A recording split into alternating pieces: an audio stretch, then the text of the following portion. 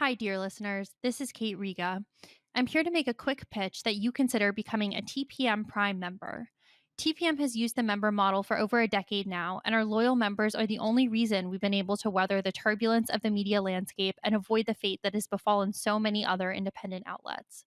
For $70, you get no paywall, fewer ads, access to the Hive member forum, a members only newsletter, and more.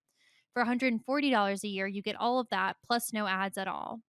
Without our members, there is no podcast, not to mention that I'm out of a job. Thank you so much for listening and supporting us. We couldn't do it without you. Hi, this is Josh Marshall, and this is the Josh Marshall Podcast featuring Kate Riga. Today, we are going to talk about uh, the end of the American global hegemony. I guess that's the topic of the week, maybe the topic of the year.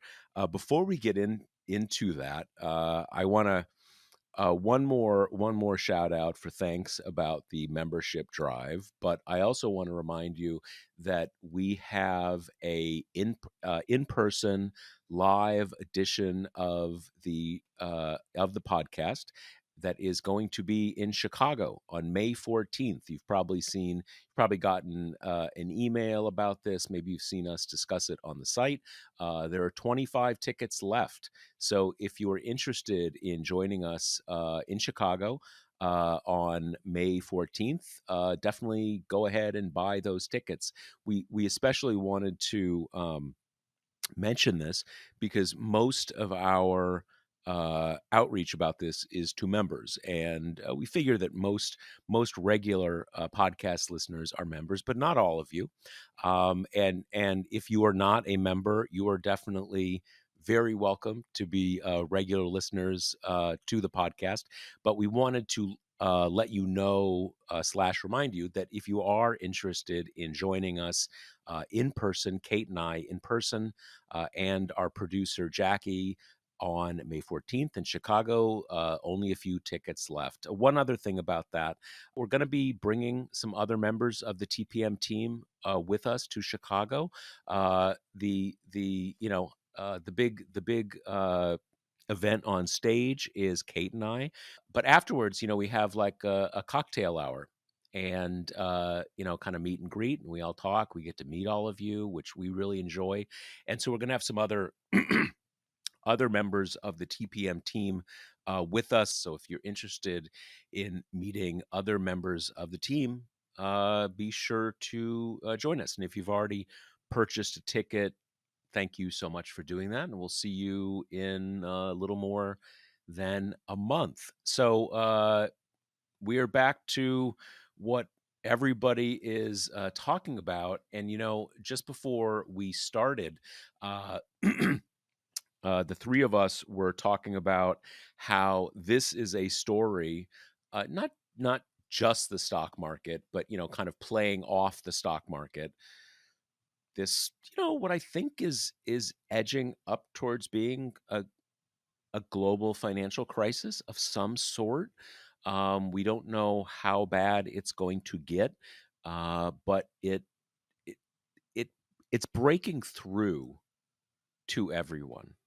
Just before we started recording, I was in a coffee shop near my apartment, and I was writing a post which went up about noon today, Wednesday, April 9th, and it was about this topic. And as I was writing, there were these two young people, I think, in college, who were having the kind of conversation you expect people in college, right? All the things that college students talk about. And as I was writing about this topic, about the stock market, about everybody's 401ks and all that kind of stuff, they started talking about it. And it hit home to me what I think we know, which is that this breaks through for everybody. This isn't like Build Back Better and like our mansion and cinema gonna agree to get rid of the filibuster. Something that is, as soon as you go out of political obsessive land, no one has any idea what you're talking about. are what was included in those bills. Even to a limited extent, Doge stuff, although that had already broken through a lot. Everybody is talking about this. So we got a lot of things to work our way through in this episode. But just to start, what's your sense of what's going on, Kate? I, it's crazy. I mean, okay, so on the one hand, you're like, Trump campaigned on this. He said he was going to do it, right? And part of kind of this time, big Wall Street throw in with Trump, the big kind of tech company throw in with Trump, was pretty clearly predicated on the idea that he was bluffing, right? Or that he would announce tariffs and rescind them and use it as this kind of battering ram leverage chip over, companies he's not happy with, countries he's not happy with, kind of thing.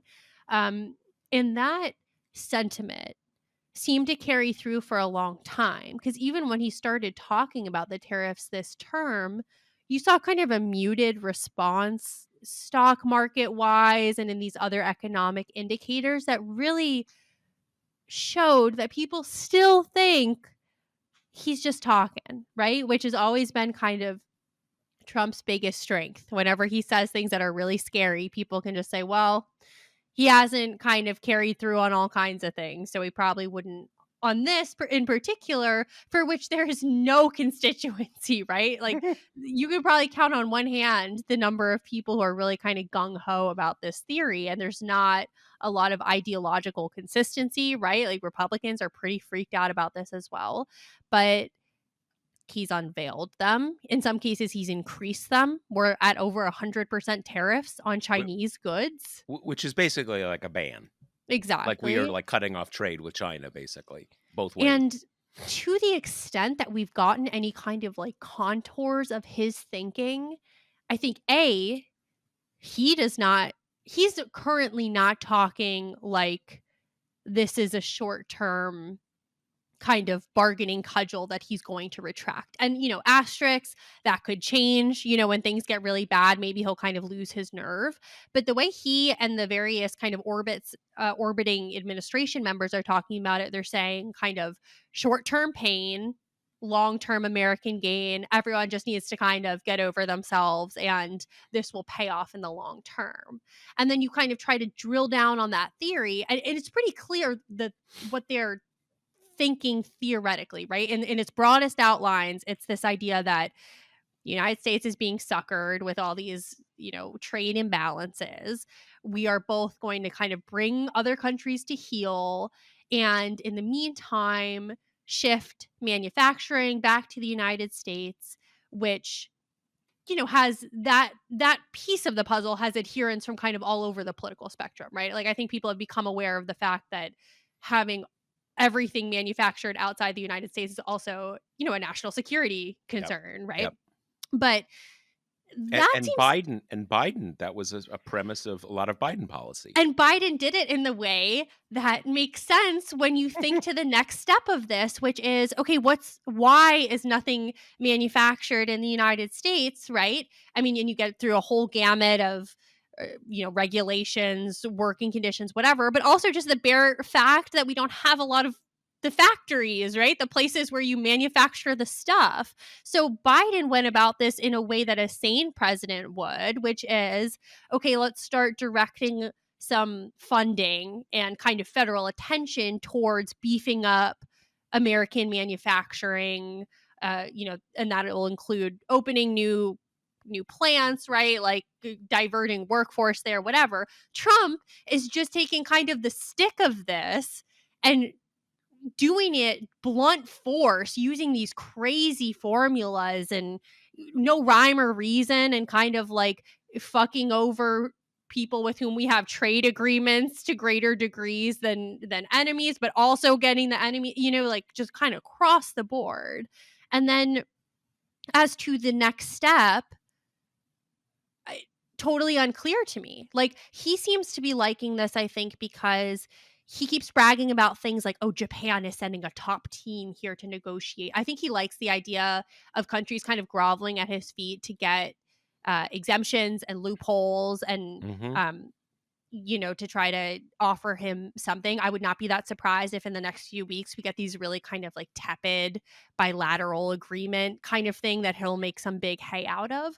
But again, you then go a step past that and you're like, some of these are countries with whom we have active trade agreements that he is, kind of shitting all over. So who thinks that any of these kind of agreements made under duress is Yep. going to have staying power? He's going to stay a faithful participant of, right? Like, how long until you come grovel, you make an agreement with him, and then he reneges, right? Or demands something else in a few weeks. Like, I think that's his plan, but I'm not that confident that countries on the other side are not playing out this calculus as well, on top of the fact that many of them are rightfully furious, right? Like he's screwing over our allies with whom we have these like carefully kind of dictated agreements.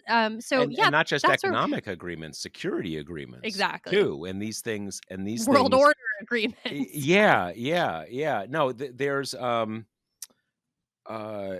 and it also goes both ways, that it is, it is a basic feature of contract law. Obviously, interstate treaties are not, you know, governed by domestic contract law, but at least at concept, it's a basic feature of contracts that a contract made under duress isn't binding. So it plays in the other way too, that kind of like, sure, in a short-term crisis sense, you may get people to agree to crazy things, but they know and we know that we like fuck them over, and it's an unequal bargain. So that by definition is not going to be long lasting. And the other part of it is that y- you you made this point that there are lots of people who think that China's role in the global trading system is a problem. And the argument is usually a systemic lack of compliance with the rules that everybody else plays by. And there are people who say that's not, it's just that they're the rising power and we don't like losing out to the rising, whatever. But in any case, there's some constituency to having to doing something like this with China. And obviously we were already, the big term under Biden was decoupling, right? That so there's some of this there. But if you're going to do that, you don't do it with everybody else in the world at the same time, because you know who are you doing it in concert with? And you made that point about there being no constituency for this. I was thinking about this last night, and what occurred to me, it's almost, I would go a step further. It's not just no constituency for this, or sort of no supporters for this. I think in my mind, the way I would frame it is, how many people support this who would still support it tomorrow if Donald Trump said, came up with some reason why, okay, we succeeded and now we're undoing all of it. How many people out there would be saying, dude, no, you had it. You were golden and now you're screwing up.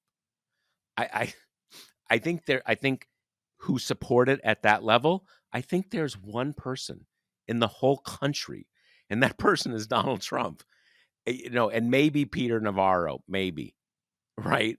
Um, and that is that's scary, because there really is no there is no plan, there is no anything there, and on Wall Street's magical thinking. I've written a few posts about this, and that is kind of one of the big takeaways, that degree of magical thinking about the situation. But it's also true, the first couple rounds with Canada and Mexico in the first weeks of the administration we're sort of like, okay, we're doing, a 1,000,000% tariff, it's coming in.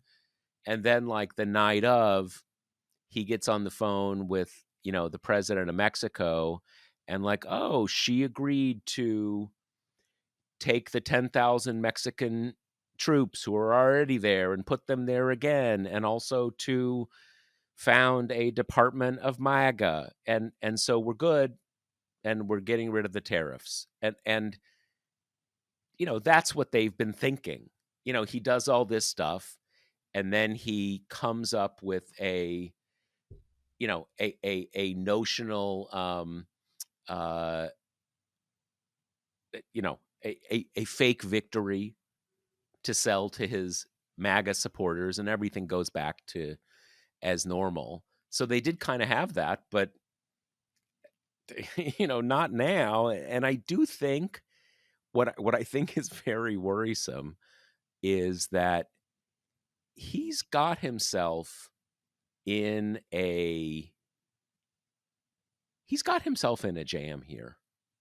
This is so total, and these tariffs are so high, and he has taken on everyone at once and gotten everybody very mad at him, not just on trade stuff, but on security stuff, on a lot of stuff that I'm not sure, like, the new chancellor of Germany is even able politically to go do one of these things of, like, let's give him a bunch of shiny objects and he'll be nice to us. I don't think domestically that's even necessarily possible.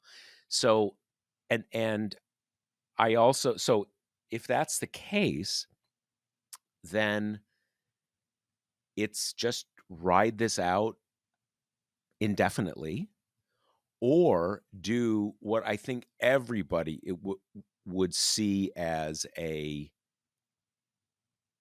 catastrophic political failure. You bet everything on this. You lost the economy, what, like $20 trillion, and now you're like, oh, okay, sorry, my bad. I'm not like, I don't think a lot of people are going to buy that. And if it's not one of those two, then, as inconceivable as it may sound, you're going to eventually have Congress actually take the power away from him. And a lot of people are saying, yeah, dream on. You're going to get 2/3, you're going to get a big chunk of the Republicans voting to undo this. Well, yeah, I think you could, because I think the economy can get bad enough where the pressure will get great enough. And in any case, all of those are catastrophic political failures, which, well, I'm totally here for, but not good news for him. Yeah, and in terms of the no constituency point, there's a little vein of reaction in the Democratic Party that I really don't like and that I think they need to tamp down on, which is the latest of this was Whitmer, who I think went on TV this morning, maybe, and was asked how she would deal with the tariffs differently than Trump. And she said, "Oh, I don't know exactly."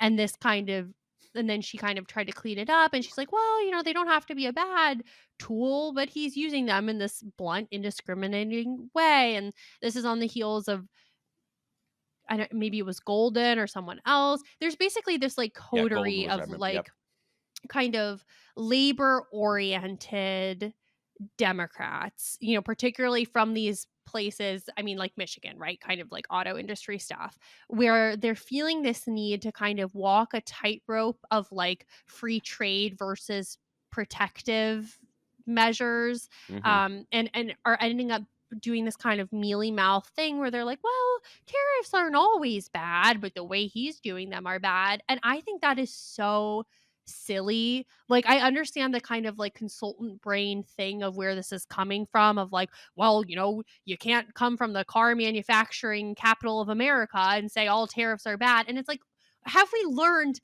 nothing from the past election? All Biden did was calculate every single one of his actions to blue collar workers, particularly factory type workers in the Rust Belt, going hard on unions, right? Hard on creating jobs for those people, hard on kind of mapping out a future of American manufacturing that starred that constituency, right? Bailing out the pensions of the Teamsters. Like it just goes on and on.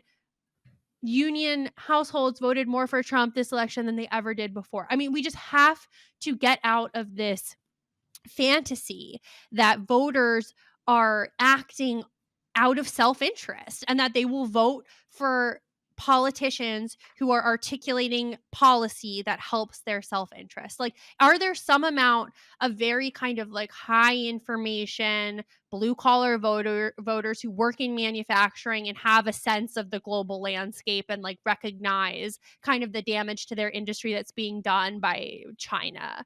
Sure. But overwhelmingly, that's not the case. That's not what we're seeing, right? Like union membership has never been redder.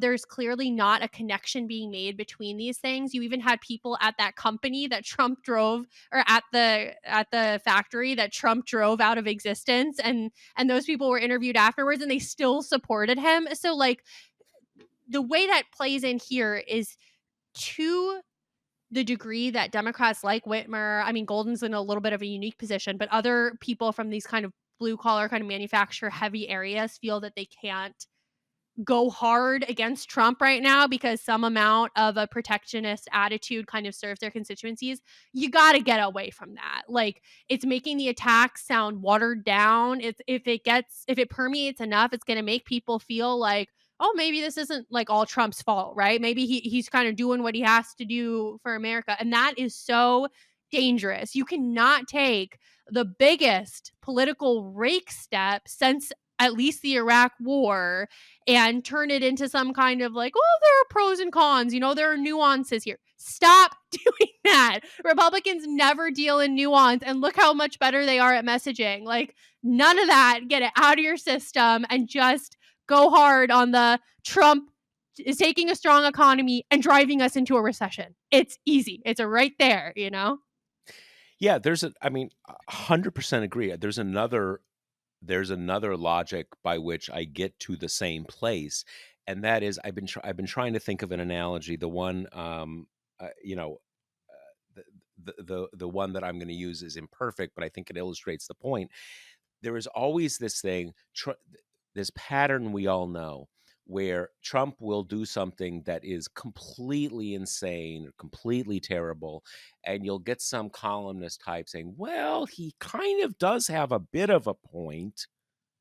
And it'll be sort of like with this stuff where they're sending these people to the gulag in El Salvador, when they say like some people should be deported. So like don't say he's completely wrong. Well, like dude, these things have nothing to do with each other. Like that and I to me it's the same with what you're describing. This isn't like he's going a little too far on tariffs. He's putting huge tariffs against everybody in the world at once with no rhyme or reason about strategic industry. So you just you just can't do any kind of hedging here, and it's just again I wish I had a more on point analog, but I think we get the point that always that because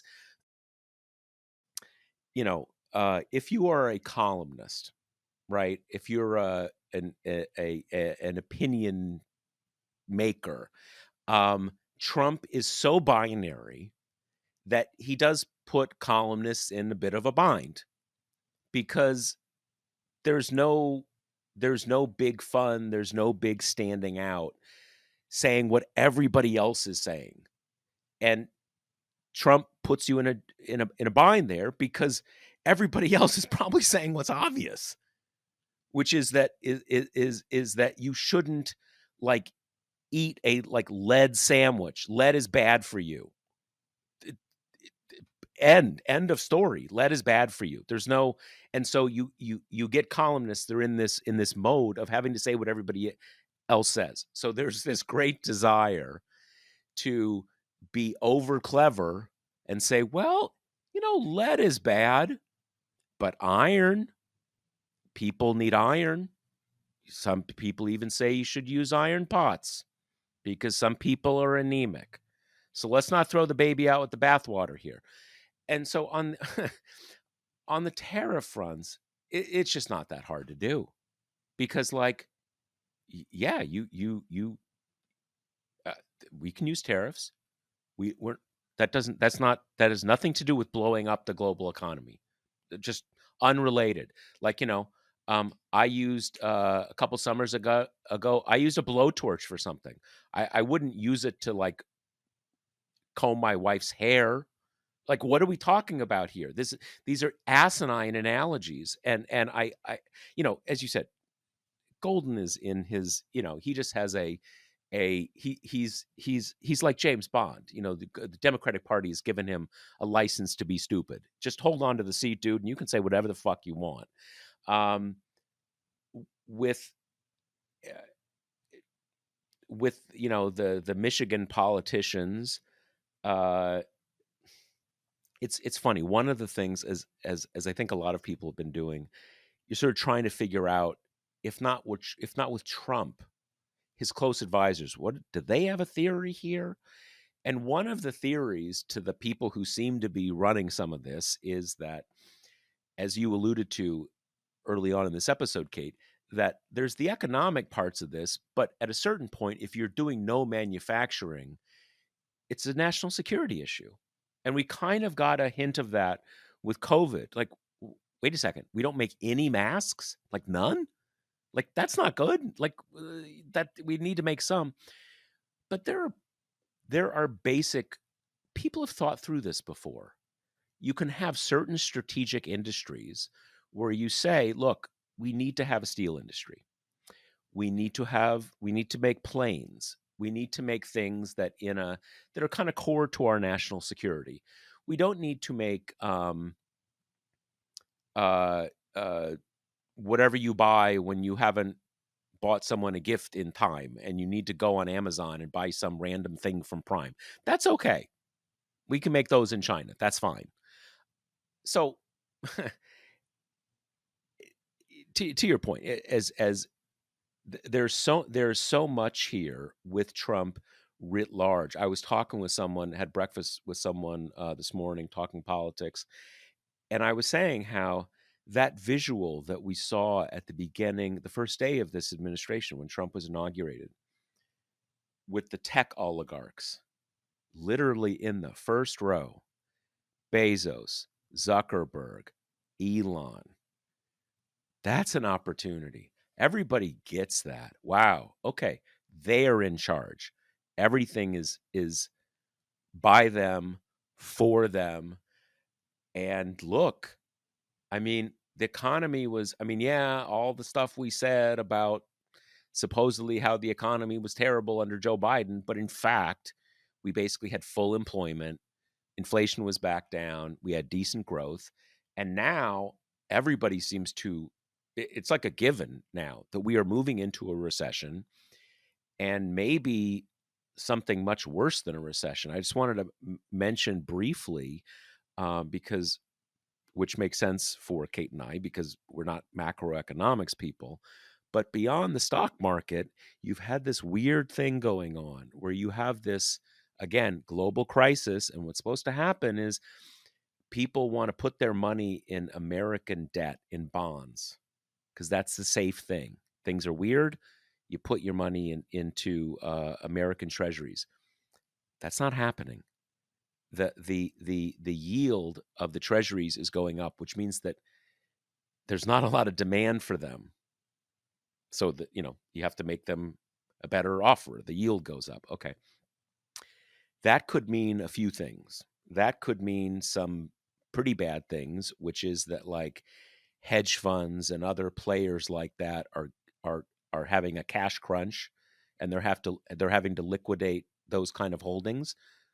Or it could mean something catastrophic, which is that people are deciding that US debt isn't safe anymore. And that starts to that happens, we're moving into, like, not a world where, okay, your 401k is what it was 6 months ago, you'll recover. But maybe all the benefits we derive from being the center of the global financial system, we're going to lose. And believe me, you don't need, that's bad, bad, bad, bad. So you need to be able to take a situation like this and say, like, how about us? We won't blow up the world. That's a great slogan for the next election.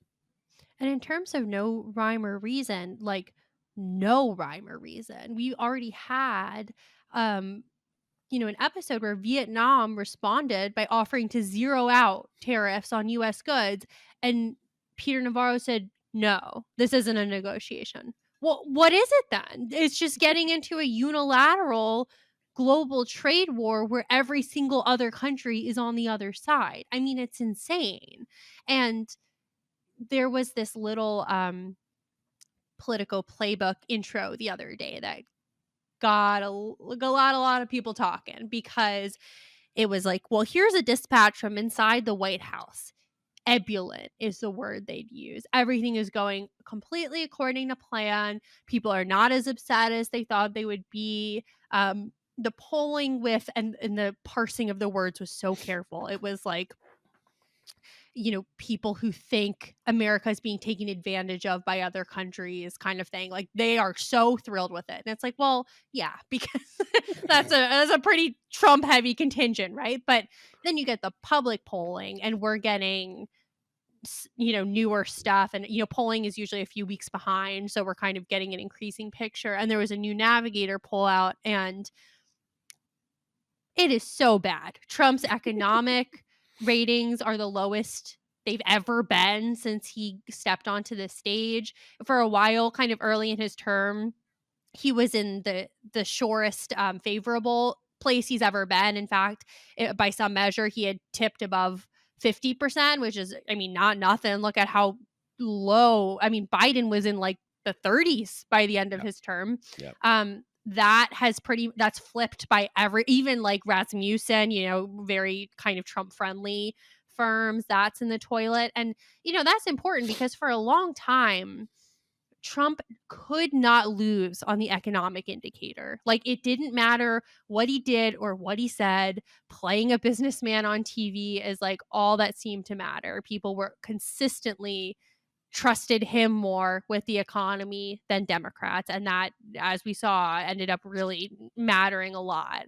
And he is just throwing that away with both hands.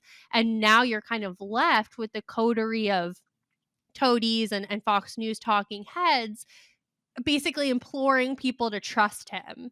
He's Mr. Trump is a great businessman, so just relax, and this will pay off. And it's like, even in the kind of theory of the case that we've sketched out, you're not going to see gains on a theory like this for years. I mean, Yeah. there's a reason that American presidents who are up for re-election every 4 years don't do this kind of stuff, because the event horizon has got to be like a decade out if you're talking about shifting manufacturing to the US. And that's a pretty expedited timeline, right? That's building factories in 5 years or 7 years, which is pretty bare minimum. And then, not to mention, kind of diverting the workforce into them, and forcing people to kind of get accustomed to working factory jobs who are not accustomed to working factory jobs. So we're talking about a huge shift in both the American economy and also, the American culture.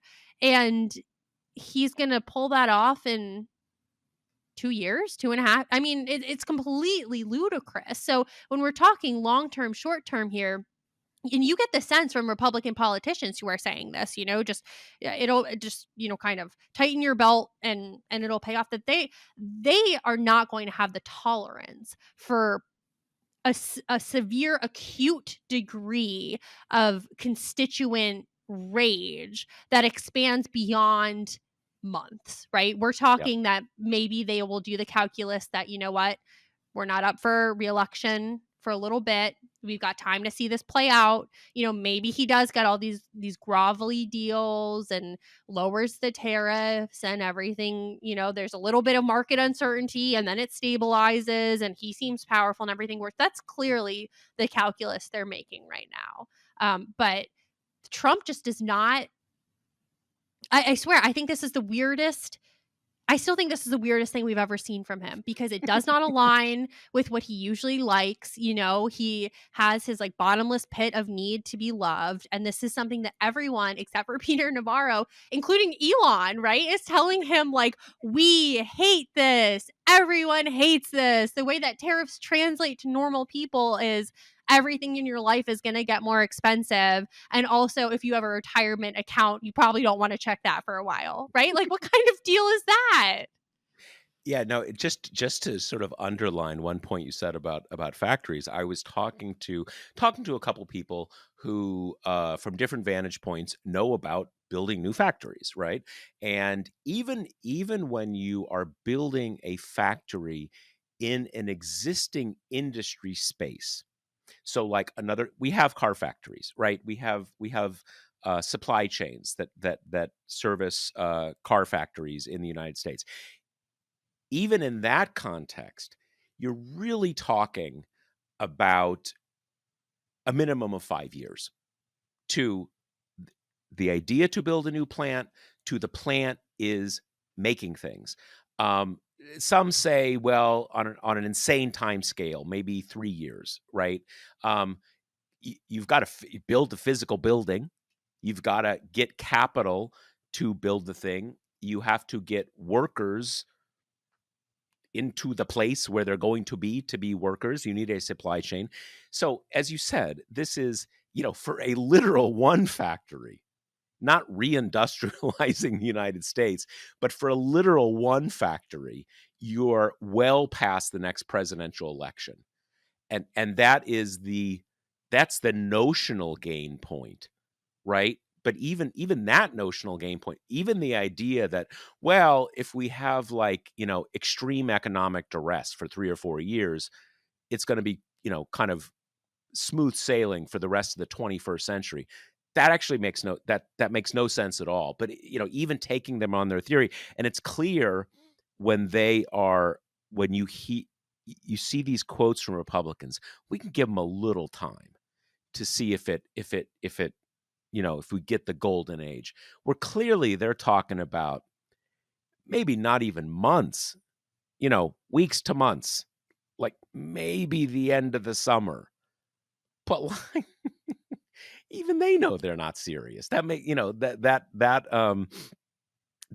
is that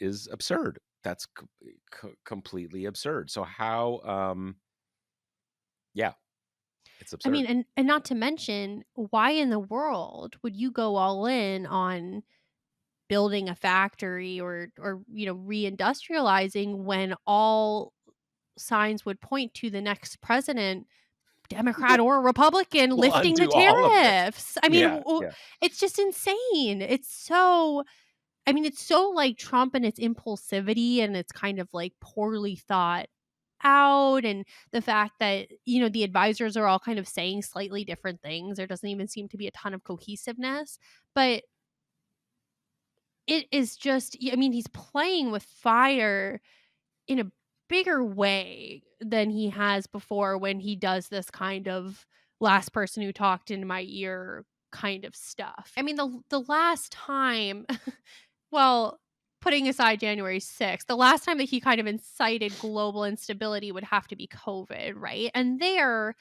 at least it makes total sense. The he didn't want people knowing the extent of the problem because he knew they wouldn't like it and then they would get mad at him, right? I Right, mean, right, right. that tracks with everything we know about him. But this, like, he cares about the stock market, right? He cares that other rich guys like him. I know he likes the groveling. He likes that, I'm sure the White House phone lines are kind of burning up. I'm sure he likes all that stuff, but I mean, maybe it's just getting older and caring less about everything, but it's just a little bit baffling. I have just after we started recording, I have CNBC, the CNBC webpage, not the video, but the webpage, because I wanted to just see where the markets were going while we did this. And as we were talking, something popped up, and this is hardly surprising. I mean, this goes to this goes to what we were talking about. A new poll says, a majority of Americans said the tariffs are too much. That doesn't surprise it, but it does go to the extent Trump is in a game of chicken with other countries. We're not in a the U.S. isn't we're not sealed off here, right? We're not like having our cards our cards are not facing them, right? We're playing poker and they can't see what we're holding. Everybody can see, every other country can see that, like, everybody in the US is freaking out and telling Trump to get rid of the tariffs, right? And his popularity is nosediving. Our stock market, I mean, their stock markets are going down, but ours are too. So if you see that, if you're in Germany or France or China, anywhere, everybody's stock markets are going down. But I don't think the people in France or Germany are saying, hey, go make a deal with Trump, dude. Do it. They're saying the opposite. They're all saying, fuck Trump. What the hell is going on here? So if you're seeing that, I think you're saying, let's let this ride for a bit. I don't know if he can actually sustain this, because everyone in his countries is going insane about this. So the idea that you're going to win a standoff is questionable. But even even on the question of polls, because we know about polarization and everything. The ones that have really struck me are, there's a series of their surveys. They function a little different. There's the one, believe, what is it, out of University of Michigan, I think it is. It's sort of the the canonical thing of consumer sentiment, business sentiment. There's a number of these things, and I've been looking at them. And if you look at them over the course of the 21st century, they go up and down. There's a big blip around 9/11, and these are all things like, I'm scared about the economy. Am I going to be worse off in a year? All these kind of things that are business and consumer sentiment about the economy. You see that. You see a pretty big mountain come up about the global financial crisis. You see another one about COVID. But you look at them, and right now, there's just like a wall that is like 3 times bigger than any of those other things. A wall either straight up or straight down in these graphs.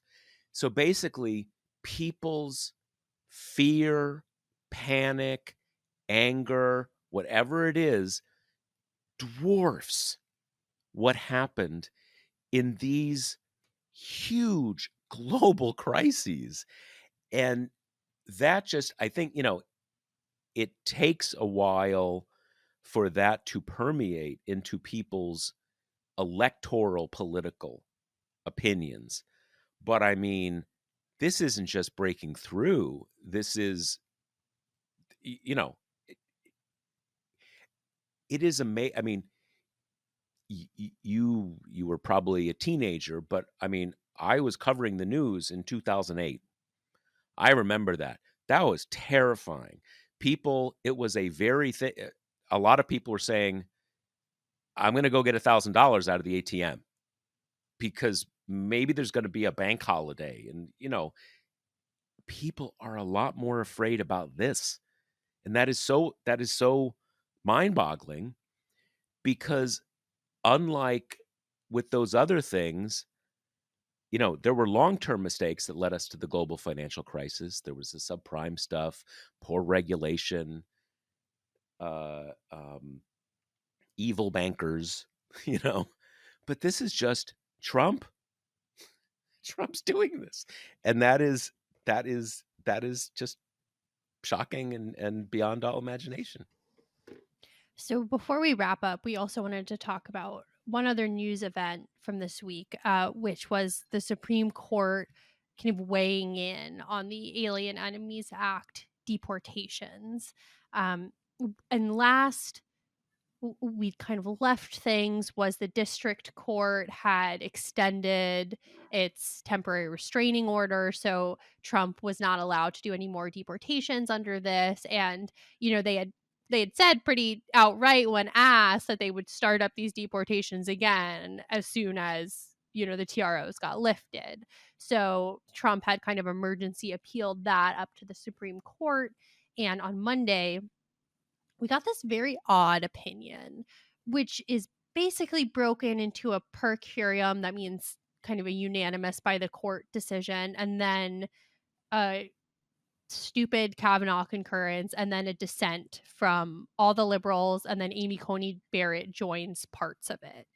And basically, the full court agreement is that the detainee should be given notice and an opportunity to at least file a habeas petition. And it's written kind of oddly because it says there's a lot in there about how habeas is the only kind of remedy to this, whereas the lawyers for the detainees have been arguing that they can make their claims under the Administrative Procedure Act, which allows them to kind of lodge uh, a lawsuit on behalf of the whole class of potential deportees rather than having to do it kind of person by person. And that's still somewhat of a live issue. And in the dissent, the liberals actually say, I think that's a tough question that we shouldn't be deciding in an emergency posture.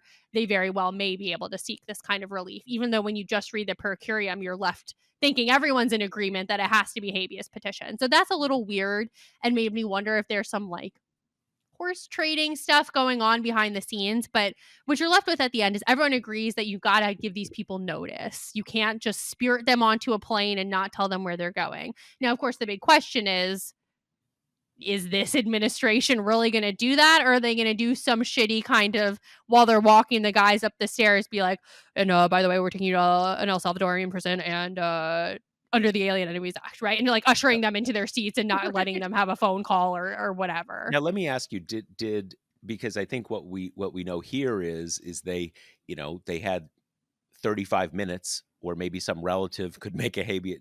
Did I assume that in that shadow dockety thing that they just said as a concept that you need time? They didn't sketch out what that No. means, right?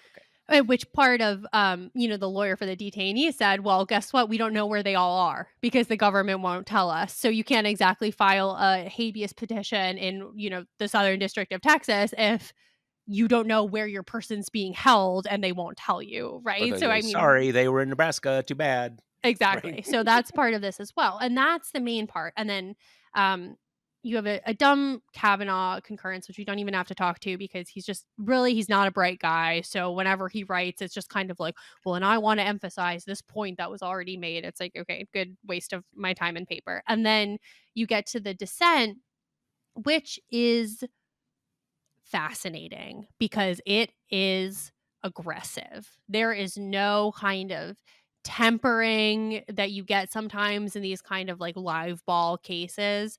It is, they say outright that there's nothing to stop him from, doing this to American citizens if you greenlight this kind of thing. That we're familiar with the practice of kind of disappearing people to prisons, but not so much in America, and they so it leaves you with the impression it leaves you with a worry that we're waiting for the Supreme Court to act on this case of this Maryland man who was deported to El Salvador, in which the administration has admitted was a paperwork error, total mistake. And we're kind of waiting for that to see the extent to which the court will act here, because nothing in that document indicated that the court was kind of weighing in on you have to get these people back from El Salvador, right? And the Trump administration is going full on they're not in US custody. We have no power to bring them back, kind of thing. So that'll be an indication of kind of how brutal the court is willing to be on this. But as an early sign, I mean, it's pretty good for Trump because this is the flimsiest, pretense for why you can just kind of round people up and get rid of them. And we talked about this on a prior episode that it has the feeling of you dip a toe in the water with quote unquote Venezuelan gang members. The outcry from at least where I sit has seemed pretty non-existent. And then you see if you can kind of move on to more protected classes of people, right? And if the court is saying, yeah, you can call Tren de Aragua a gang, which all the experts say does not exist in any meaningful form in the United States. You can call that an invasion, and that's enough to get rid of guys who you think maybe could be part of it. I mean, the courts greenlighting that are pretty bad. So, I mean, and the liberals made this last ditch kind of thing to say, if you don't honor the giving people a chance to file habeas petitions, like you are in constitutional violation of following a Supreme Court order kind of thing. They're trying to like paint this bright line, but doesn't seem good, man. Doesn't seem good. Yeah, it does not seem good. And what is I I hesitate to say what is interesting about the case, because interesting is far too bloodless a word to describe this, but it is it's so total on so many different uh layers, that these people, even look, I'm sure some of these people are, you know, pretty nasty gang member types who you wouldn't want to be around. But in no cases have they been convicted of anything in the United States, which normally that's a thing. And if you're here illegally, you don't need to be convicted. You can just be deported back to your country or back to another country. The idea that we are going to, um, you know, find what amounts to sort of like a coin operated vending gulag in El Salvador and pay the local dictator a few $1 million to kind of just put you in a box and we never hear from you again. Like, there's so many different layers of that's not how anything works. And that in this case, in such an oddity, you have this one guy who they themselves say, yeah, our bad, sorry, he was a just normal guy. And Rubio uh d- got his paperwork mixed up, and so yeah, he never should have been sent, but hey, too bad. It is, it brings everything into such high relief that it is just, and I do think there's been um a level of shock and blowback, but we're probably both in the, you know in the in the world of lawyering and high information, news oriented, uh nostalgic for the era of people having some rights, that maybe, I'm fooling myself about how broad it is. But I have, even, one thing I do sometimes is I will I'll go over to Twitter and look at something in like Elon's replies or something like that. And I have, where it's all blue check, we love you, Elon, everything, Doge pilled people. And we're even there, I've seen some people like, dude, that is just wrong. You can't, you, you can't just arrest people off the street and send them to another country in a like a, I do think there's some kind of crossover. I saw, I've seen even more of it about that woman at Tufts, the graduate student at Tufts, which, at least for the moment, we're not sending those people to El Salvador. But it's a similar kind of thing. Like, wow, this is something that happens in other countries. Like, we don't do this kind of thing. And CBS just put out a new report where of the 238 migrants sent to El Salvador, they kind of did a search for criminal records. 75% of them had no criminal records in the US or in other countries. And then of that remaining chunk, 22% of them were shoplifting, Yeah. trespassing, Yeah. stuff like that. So, I mean, they're this was been evident from the beginning. They're not trying. They're looking for brown skinned guys who speak Spanish and maybe have tattoos so they look a Yeah. little scarier. Exactly. Look a little scary. And like, some we've seen in, I think it was, what was it, back in 2018? Maybe it was the Virginia governor's race where, you see anybody who's like covered in tattoos who with an aggressive look, that looks a little scary. White supremacists are like that a lot. They're covered with all those, German cross tattoos. But a lot has also come out how they have, you can just have like a Michael Jordan tattoo, literally a Michael Jordan tattoo. And they read somewhere that like some gang people in Venezuela, that's a thing. So if you have a Michael Jordan tattoo, dude, you're in the gang and you're gone. I mean, my question here has been from the beginning, I've been totally certain that 50% of these people are totally innocent of everything. But maybe 50% of them are bad gang members, but also maybe only 3% of them. And it sounds from what you're saying, we're probably talking like like 3%, which is so horrifying that like it it It's the leaves you one, speechless. it's the, yeah, I mean, everything is bad, right? And I have found, and maybe our listeners have too, that you have to be like somewhat myopic about where you're putting your kind of like emotional response. Otherwise, it's too crushing, if you're someone who cares about civil rights and a kind of robust federal government staffed by civil servants and America standing on the global stage and your own retirement account. I mean, it's like it's everything, right? And environmental well-being.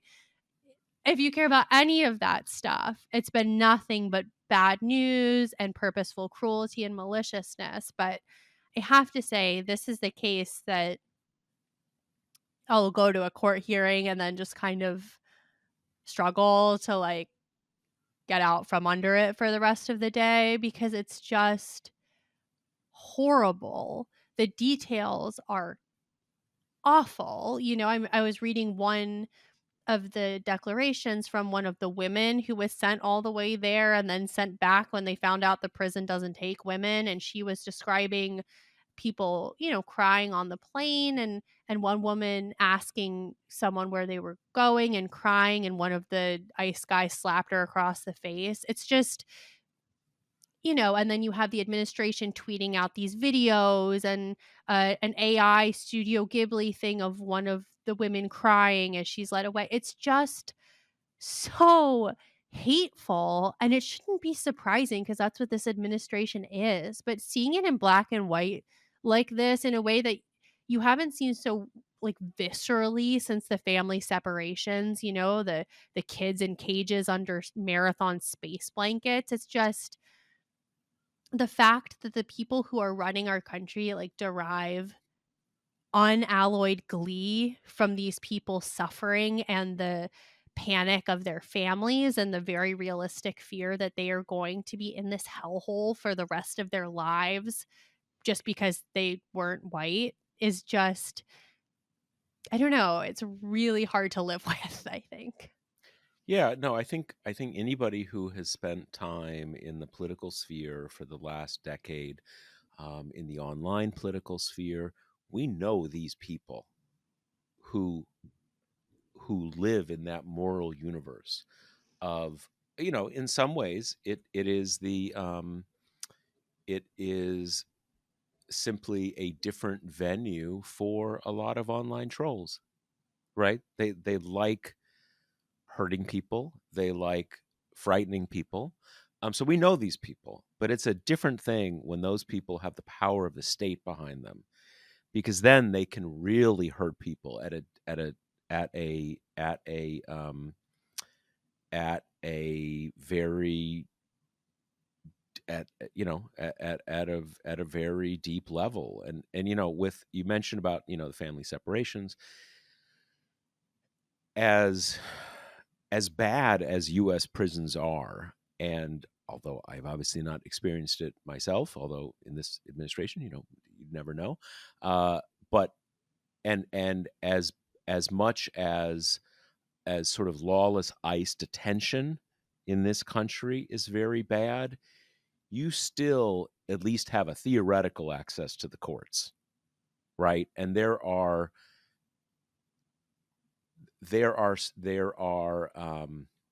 that's one thing. But this thing, I mean, they claim at least that no one has ever come out of this jail in El Salvador.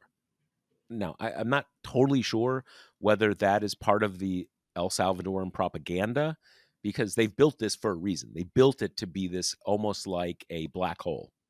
You go there, you will never be heard from again. And it's not just they have like a problem with torture. They do torture. That it's not a problem. It is an affirmative thing, and it's a feature. And you, at least in a U.S. context, someone is in jail. Well, okay, maybe we can get into court and get them out of jail. But in this place, it's like, okay, the administration agrees. Are they still alive? Who knows? Who knows? And look, this is not something about the people of El Salvador or Salvadoran culture, but I mean, what is El Salvador known for? Basically, like human rights abuses and death squads. This is not a country where you want to face the full force of the state, because Salvadoran states are historically incredibly violent. And just the idea that it's so obscene that you are literally making a deal with the local dictator to just, can we put some guys in your torture chamber? It's you have to be one of these people who, we've all known these people online, and if you're smart, you block them, because they're bad people. They are in their own way broken, but broken in a way that is not our problem, because they carry so much malevolence in them, and yet they control the state now in this country. And this is the quote unquote upside to the tariff self destruction to me. I have become kind of increasingly bought in on the accelerationist theory of the case. And when Trump's popularity nosedives, that affects everything else that he can do. The greatest danger in an authoritarian is a popular one, and the less popular they become, that matters. Popular will still really matters.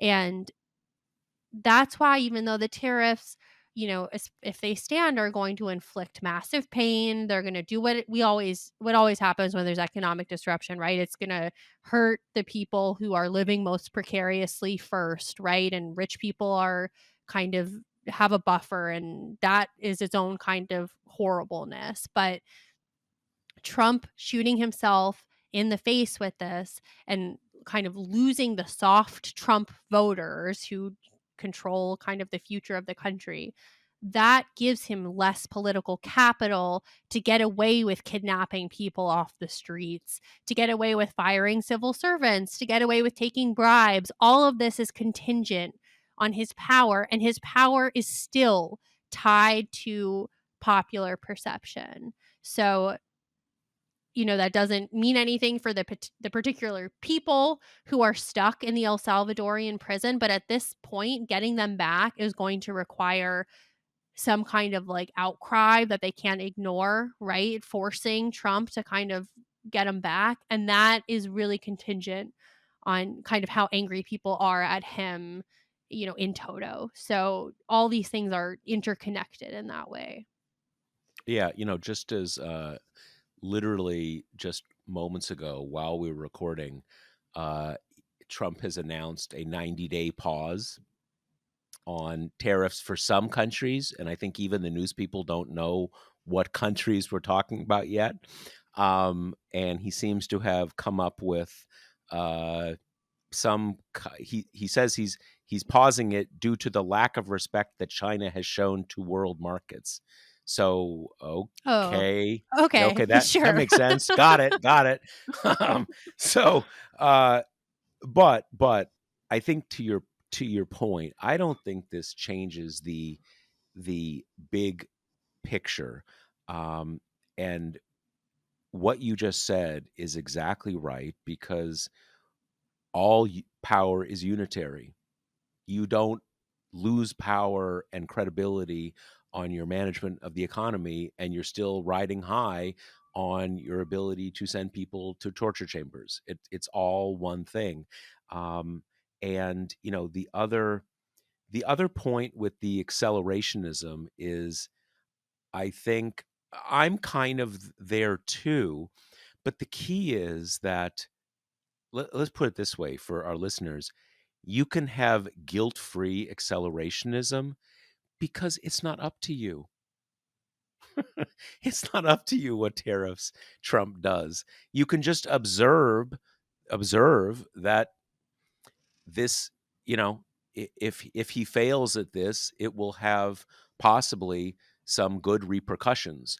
Um, it would be different if you were secretly funding Trump, if you were secretly making him do this, and hurting everybody on the off chance that he might hurt himself. So there's nothing wrong in observing the possible impact of these things, because it's not up to you, right? And so, the kind of the secret meanderings in your own brain, in your own heart, that's your business. You can, you